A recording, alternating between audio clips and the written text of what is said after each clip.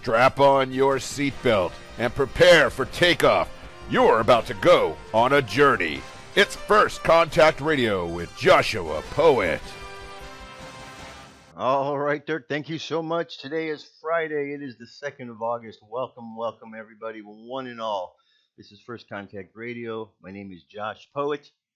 You can find the news that we talk about here at firstcontactradio.com. So let's just jump into it. So, first story up is about ASAP Rocky. It says he's been released from prison on his way home to the United States from Sweden. It was a rocky week to get home ASAP. All right, so we've been hearing about this in the media. TMZ tells us we've just learned, this is at 1:28 p.m., we've just learned ASAP Rocky will not have to return to Sweden on August 14th for the verdict. It will be a written verdict. Of course, if he's found guilty, he'll be ordered back for sentencing. But because the judges have allowed him to leave the country, all signs point to a not guilty verdict. And speaking of leaving the country, we're told he's coming back to the US of A Friday night. First of all, I want to say to all of you individuals out there who are saying that this isn't the case and demeaning and lying about the info, you're wrong. Went to the president's Twitter feed, and man, some of the hatred that is there, I'm telling you, it's disgusting. The amount of hatred and evil that resides in the liberal mind. They've been truly infested with Satan, with demonic ways and thoughts, and they are pushing it. I mean, I see some of the most vile comments coming from what is supposed to be a tolerant left. I see nothing tolerant about them. What I see is a group of people who would lie, cheat, and steal, get violent, and willingly kill somebody. Okay? That's what I see. I think these liberals in the world today, especially the young ones, are just sick, twisted, and probably should just go away. You don't like this country? There's plenty of other countries out there that you might like better. Maybe you might want to consider going to one of those. Because if you have all these people in America claiming Trump's a dictator. If he was truly a dictator, you wouldn't be able to say that because you'd be arrested and thrown in jail. The very fact that you're able to say that is because we have this thing called freedom of speech, which allows you to do that. It allows you to do that.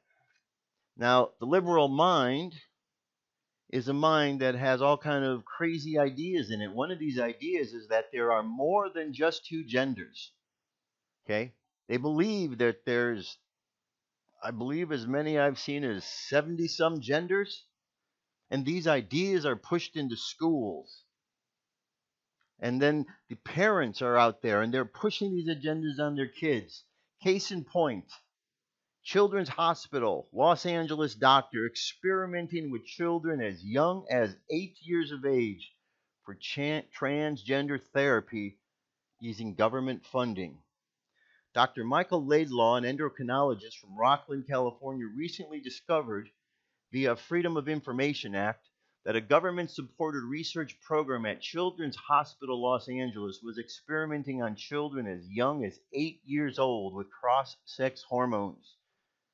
Dr. Johanna Olson Kennedy runs the Los Angeles study, received a $5.7 million grant from the National Institute of Health. There are currently more than 30 clinics for transgender children in the U.S. Olson's clinic, the Center for Trans Youth Health Development at Children's Hospital LA, is the country's largest, treating 725 children. Her youngest patient is 3 years old. There's only two words that I could think of for this, and it's called child abuse.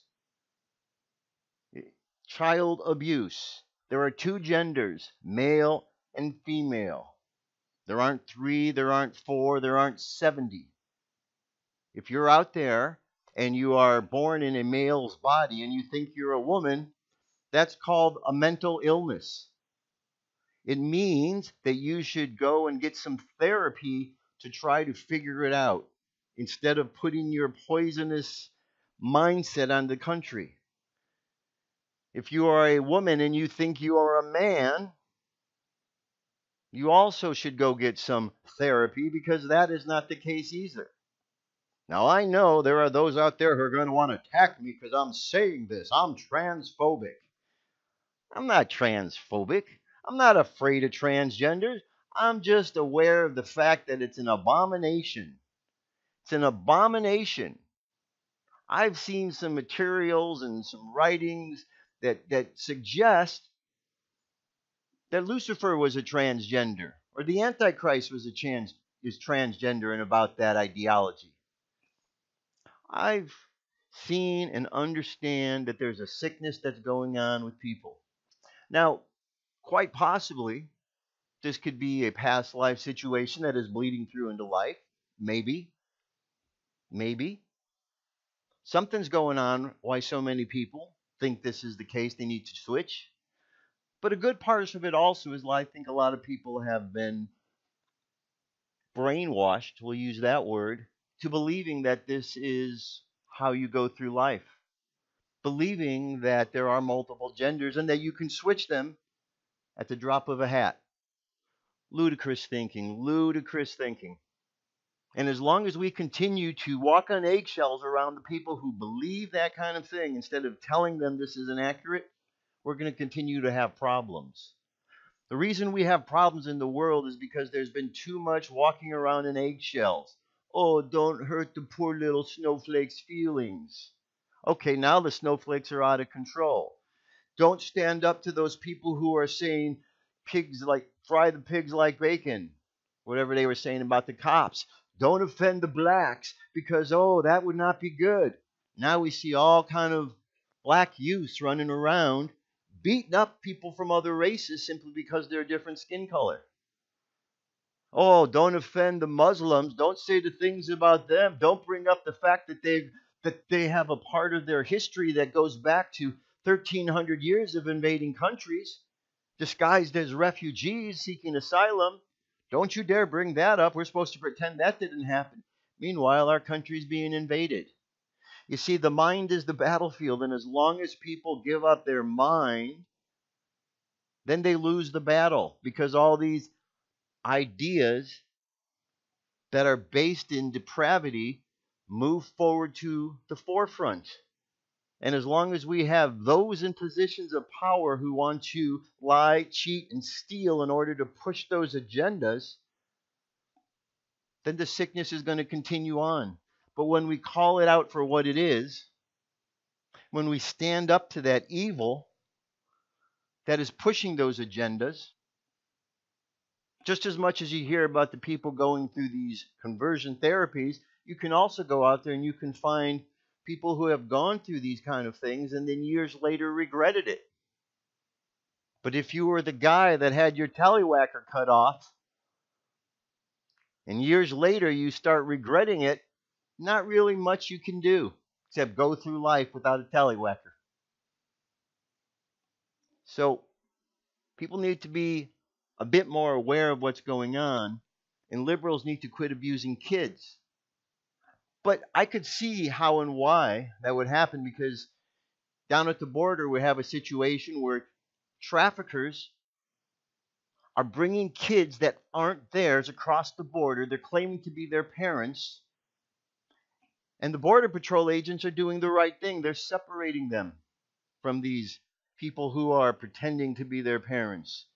In some cases, they're doing DNA tests to check and finding out they aren't the parents. They were trafficking the children. And when it's brought up, liberals want to say, we got to not take them from their parents. Well, that's kind of short-sighted, and I have to wonder if those same liberals would feel that way if this was their child that was being trafficked by somebody. Most likely they wouldn't. But the reason they're able to not care is because it shows you how little the liberal democratic mindset is towards wanting to protect the children. They have no interest in wanting to protect the children at the border. They want the traffickers to bring them across and traffic them to whatever situations. They have no interest in wanting to protect the children, so they put them through early phases of transgender conversion. They have no interest in protecting the children, so they teach them all kind of ludicrous things in school, like communism and socialism and Islam, philosophies while at the same time downplaying our country. It's a sick, sick, sick, twisted way of doing things. The term liberalism is a mental disease is certainly true. Again, if you don't like what I have to say, you know what? There's plenty of other places you can go listen to. You don't have to be here listening. If you want to call me names, oh well. Sticks and stones can break my bones, but names will never hurt me. It used to be something that we used to think about as a society and move through life with that kind of philosophy. And nowadays, we don't really do that because, it wouldn't be, words are so important now. We hear a word and it scares us and we don't go any further.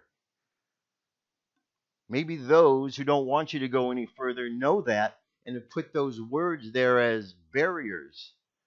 Maybe when a person learns to get past the word, maybe you might find there's something of significance that needs to be heard that was being hidden. Trump withdraws Ratcliffe as intelligence pick. Well, we understand why this happened because there was going to be an unnecessary amount of ridicule on this man, his family, same way that Kavanaugh was mistreated. Same thing would have happened to him. That doesn't need to happen. So something else will go on. Maybe this was Trump's first pick. Maybe it wasn't. We'll see as it unfolds. But it's just, again, the tactic that is being used by the left. Now, if we go through history, we can see another group that used to do these kind of strong-arm tactics, and they were called the Nazis. See, the Liberal Party doesn't want to accept the fact that they are the ones who are most like the Nazis. The Nazis, national, second word, socialist, third word, workers, and fourth one, party, National Socialist Workers' Party, tell you that the Nazis were socialists. They were socialists, and out of socialism always arises dictators. But most young people, millennials, liberals, Democrats, they don't seem to understand history so well. So they want to point the finger as if you're the bad guys, while at the same time they're the ones doing all the same behavior that the Nazis, those violent extremists, have always done. We can't buy into that, folks. We can't buy into those lies. Can't buy into the lies. So we'll see what goes on with John Ratcliffe. We'll see who comes in next, who Trump is going to nominate. I'm sure we'll hear something about that in the very near future. The Democrats, liberals are just trying to delay the inevitable, but they can't stop what's going to happen. Anyone who's paying attention to what's taking place, they see. But for the most part, liberals turn a blind eye. They don't want to know. They don't want to know. They're just dumbed down, conditioned to believe in the things that they do. Here's one. U.S. left-wing groups traveled to Germany for G20 Summit last July to meet with al-Qaeda and ISIS leaders and to plot the destruction of President Trump, secret FBI investigation reveals. The secret FBI investigation of the violent resistance movement on college campus against President Trump has led to an alarming discovery: the collusion between American anarchists and foreign terrorists in the Islamic State and al-Qaeda, according to confidential information report by FBI field offices. There's clearly overwhelming evidence that there are growing ties between U.S. radicals and the Islamic State, as well as several ISIS offshoots and splinter groups. The FBI reports on efforts by Islamic terrorists to recruit followers among violent U.S. groups like Antifa, corroborates President Trump's controversial claim following last September's deadly protests in Charlottesville, Virginia, that left-wing anarchist groups are just as dangerous as right-wing right supremacists. Okay? Antifa's acting out there in the same way that someone like the SS worked for the Nazi Party. The SS was those strong arms that went out and beat people up who didn't believe what they believed.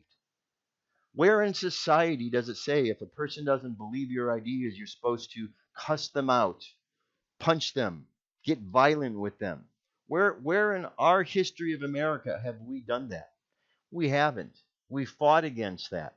We fought against that kind of behavior, but that kind of behavior has gotten in to the minds of the young kids, and now this behavior is taking place. It's very problematic. Problematic indeed. So the only way we're going to fix that is if we get real with what's going on to understand the invasion that is taking place. And again, this isn't fear. This isn't some sort of xenophobe. I'm not afraid of xenos. This isn't some Islamophobe. I'm not afraid of Islamists. It's called reality, aware of history. Conquest by Islam, 1,300 years. Wake up, people. For 1,300 years, terrorists from Islam have been going into countries saying, please take us in. We are refugees seeking asylum. And then they get let in, and then they turn on the people that let them in. Just like the snake poem that President Trump used to read. Just like the snake poem. And then we see what happens when we allow them in. Look at like Omar. Ilhan Omar, or is it Ilhan Elmi? Radical Muslim terrorist right there. Connected to the Muslim Brotherhood, connected with groups that hate America, connected to Qatar. Yet she's in our country. And she's in Congress, and she's influencing things. Along with her other communist, socialist cohorts, the squad. The squad are nothing more but a bunch of haters. Haters who hate this country. And then when it was brought up that if you don't like it, you should leave, they brought up the race card. How could he say that? We're women of color. No, you're for racists. Who cares what the color of your skin is? Everybody is some color. Don't try to blame us for that. It has nothing to do with the color of your skin, but everything to do with the content of your character, which is shitty. Okay? The content of your character is bad. They're spreading their poison, their hatred. The liberals are eating it up because they think it's so great. One day people are going to regret the fact that they allowed that kind of hatred into their lives. Liberals are going to rue the day. I know that's a funny phrase, but it seems to fit. They're going to rue the day that they allowed this poison into their party, that they allowed their party to let this poison into the country.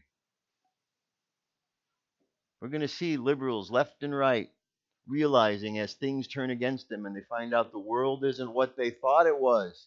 They've been lied to. Rachel Maddow lied to you. Don Lemon lied to you. Anderson Cooper lied to you. And they don't care that they lied to you because they think you're stupid. But Americans want to keep drinking that Kool-Aid. The ones who are paying attention, they know otherwise. Now, when we allow this poison to fester in our society, when we allow that to influence government officials, we have situations like what happened on September 11,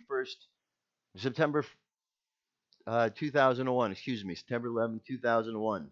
We have situations that were both an inside job because those in America who were in power at that time, they knew what was going on and very instrumental in it. George Bush is a war criminal and was directly involved with what was taking place. Was he the mastermind behind it? I don't know if he was the mastermind, but he was certainly a part of it. He certainly knew what was going on. All you got to do is look at the footage of him in the classroom. It's written all over his face. He knew what was going on. So 9/11 is back in the news. People are talking about it again. I wanted to bring up a couple of sites that you could go to look at to delve into some of this research, to see what happened. Because it's 18 years afterwards, and we're able to look and see. We understand now that the buildings were brought down by explosives, not by airplanes. We understand that the Pentagon wasn't hit by an airplane, but by a missile. We understand that there were many lies that were told and many gatekeepers that tried to keep that information from getting out to the public. But after all so many years, it gets out. Too many smart people in the world. How is it possible that a government and those surrounding it, let's say maybe add up to 1, 2 million people? We have 300 and what, 7, 8, 9, 10 million in this country. How is it that 1 million or 2 million people are able to control 300 million people? They can only do it if they get into your mind and control your mind. But if your mind is strong, they can't control your mind. But people are programmed by the very things that they do for entertainment. You turn on the TV and the program is going in. Now we have a candidate, Marianne Williamson, who is out there. People are talking about her book, Course in Miracles, was written by a psychologist who was involved with the MK Ultra program. He wrote down the information that came from a woman who was a guinea pig in the MK Ultra program. And here we are. How long will people continue to turn a blind eye to what's going on? How long will people remain disinformed? That's the thing that's killing us the most, the disinformation, the infighting that's going on. I know sometimes people wake up and conservatives want to go out there and just smack liberals upside the head to smack some sense into them. But you can't do that. Got to still understand that even though these people have lost control of their own minds, they're still our brothers and sisters. There's going to come a time when hopefully they'll see what's going on, when they realize that they've been lied to, when they realize that what they thought was going on wasn't the reality. You see more and more people are waking up because the reality that they thought runs into life, and life has a different reality. So here's a site called Architects and Engineers for 9/11 Truth. It's a really good site, a lot of great information, videos. We got 3,156 architects and engineers, 22,872 members of the public have signed this petition. Richard Gage is the one who put this together. They have a video on the front page here of the collapse of World Trade Center 7, the one that was brought down by explosives, the one where the one BBC broadcaster was talking about the building had just collapsed. Only thing is, the building was still up behind her. Shortly afterwards, it collapsed. So apparently, she was a psychic that she was able to know in advance. Here we have another one, FFN11, truthandunity.org, Firefighters for 9/11 Truth. Firefighters were in the building. They heard the explosives going off. They give testimony of that fact through the videos and information that's here. You can turn a blind eye, pretend that wasn't the case. But these men were in the building, these firefighters, they rushed in. They know what happened. But the spin machine has been so effective that people don't want to believe them. Another one, Scholars for 9/11 Truth. Scholars. That means people who, scholarly individuals that spend time in research and study. There's a whole great site here, all about what went on. Lots of information here. James Fetzer, founder of it, Joel Hirschhorn, co-chair. These sites have been around. Some of them sprung up shortly after 9/11. Here's another one, Pilots for 9/11 Truth. It's an organization of aviation professionals and pilots throughout the globe who have gathered together for one purpose, committed to seeking the truth surrounding the events of the 11th September 2001. Our main focus concentrates on the 4 flight maneuvers, however, performed and the reported pilots. Okay? There's pilots talking about what they know. So we can continue to believe the lies that we're being spoon-fed, or perhaps we might wake up to those lies. Is that a possibility, do you think? Do you think we might actually wake up? That would be nice. It would be really nice if we woke up to what was going on out there. It's one way to protect something from happening again. And of course, the reason that this has gone on is because we've allowed things to fester. We've allowed the lies to spread. And when you do that, bad things happen. Check this out. I'll be right back.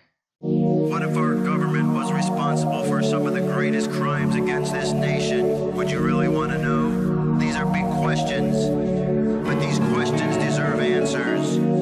It's time to demand the truth. People should not be afraid of their governments. Governments should be afraid of 9/11 was an inside job. Kennedy was killed by the CIA. Jimmy Carter saw UFO.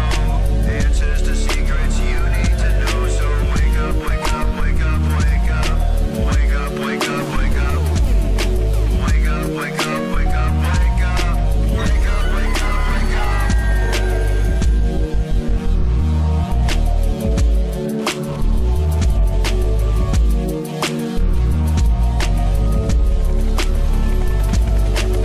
The evidence is overwhelming. Step past your fear, take a look. Illuminati lies keep growing, but they're losing from your eyes. And wake up, wake up, wake up, wake up. Wake up, wake up, wake up. Wake up, wake up, wake up, wake up. Wake up, wake up, wake up.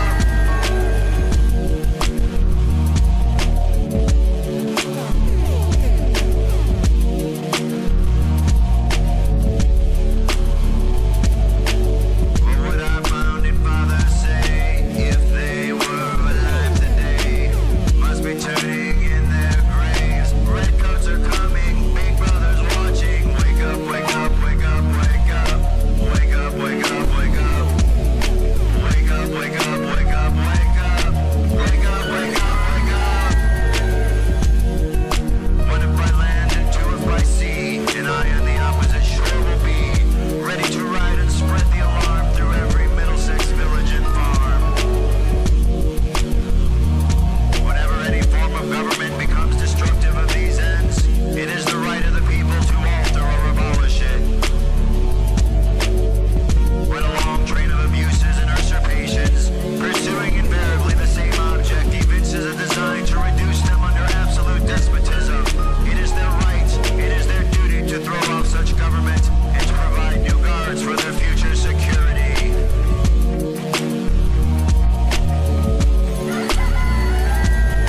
Wake up, wake up, wake up, wake up. Wake up, wake up, wake up. Wake up, wake up, wake up, wake up. Wake up, wake up, wake up. Wake up, wake up, wake up, wake up. Wake up, wake up, wake up. Wake up, wake up, wake up, wake up. Wake up, wake up, wake up. Patriots arise. It's time to demand the truth. All right, we got to have the truth, my friends. Got to have the truth. If we don't, we're going to be really, really sorry, because things aren't going to work out well if you build a house on lies. The only thing we can do is protect ourselves with the power of God. The armor of God, we put that around us. Just imagine, close your eyes and just imagine this armor going around you. And it's that faith and belief in that creative power, that Spirit of God that protects us. Finally, my friends, be strong in the Lord and His power. Put on the full armor of God so that you can take your stand against the devil's schemes. For our struggle is not against flesh and blood, but against the rulers, against the authorities, against the powers of the dark world, and against the spiritual forces of evil in the heavenly realms. Therefore, put on the full armor of God so that when that day of evil comes, you may be able to stand your ground. And after you have done everything to stand, stand firm with the belt of truth buckled around your waist, the breastplate of righteousness in plate, the feet fitted with readiness that comes from the gospel of peace. In addition to this, take up the shield of faith with which you can extinguish all the flaming arrows of the evil one. Take the helmet of salvation, the sword of the Spirit, which is the word of God, and pray.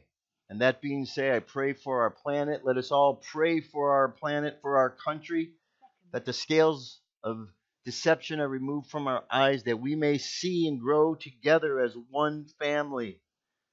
with all these lies and deception removed, replaced by love, faith, and trust. That's it, my friends. I'll be back next week. Have a great weekend. Peace. I'm out of here.